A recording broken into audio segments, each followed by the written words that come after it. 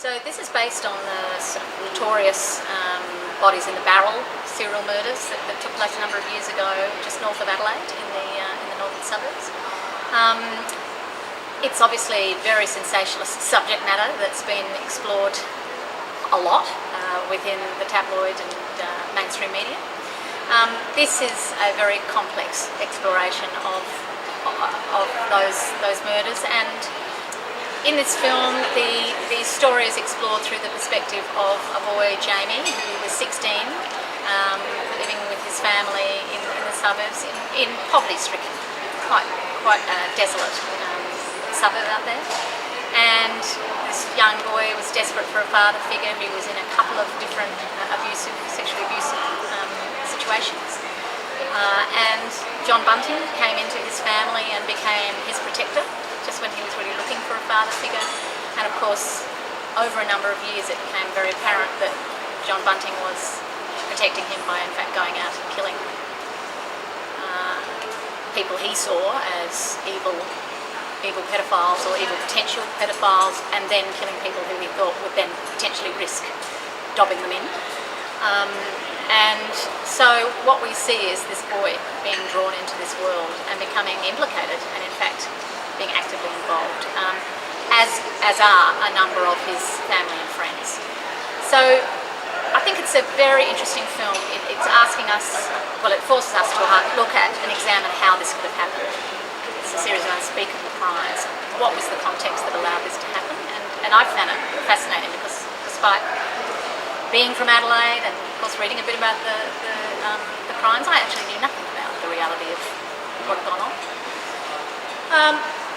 But I also think what's quite interesting about the film is that I think for me it gives you kind of in microcosm, in a very specific, intimate situation, an insight into how quite kind of normal people get pulled into a world where they are quite freely murdering their neighbours. And of course we see that on a grand scale happening in different places all over the world, and it seems unimaginable.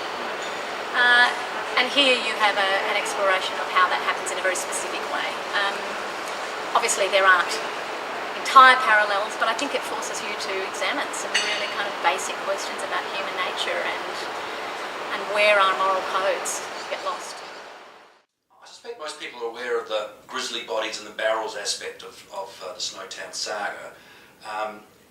How's this movie approach the issues involved with it all? Well, it doesn't quite take the point of view of having it as quite a horror or a slasher movie. It's more about the relationship John Bunting and Jamie Vlasakis share over the course of the film, and how John comes in as a sort of father figure to Jamie and like brings Jamie into his world, and then once he's got him kind of in his world to a place where he can't get out, changes everything and leads Jamie on to become a serial killer in a way. And you play that role of Jamie Vlasakis, a young man taken in by the somewhat charismatic figure. What was your feelings about taking on a role such as that? I was a bit scared about it actually, because I was being told it was quite a hard thing to do, and I just thought I'm just going to dive in head first, see what happens, and that's how I kind of went into every scene, just seeing what happens, just going with it, and that's how it came out really. So what preparations for the role did you undertake? Did you get to meet either Vlasakis or any of the people who were involved, for those who are at least who are still alive? Well, no, not really, because it was our interpretation of the characters, because there's, in a way it's sort of three people. There's Lucas, there's my interpretation and what the film sees of Jamie Vlasakis, and there's the real Vlasakis. And so I wasn't playing the real Vlasakis, I was playing our interpretation and the character that we wanted to portray on screen. And so I never met with any of them, and I didn't have any contact. And in a way, even if I wanted to, there's things like suppression orders, things like that would prevent me from doing so. Tell us what it was like for you when it was first being shown and awaiting the critics' response. Well, I didn't know what to expect. It could have gone either way. It could have gone one of a million ways really.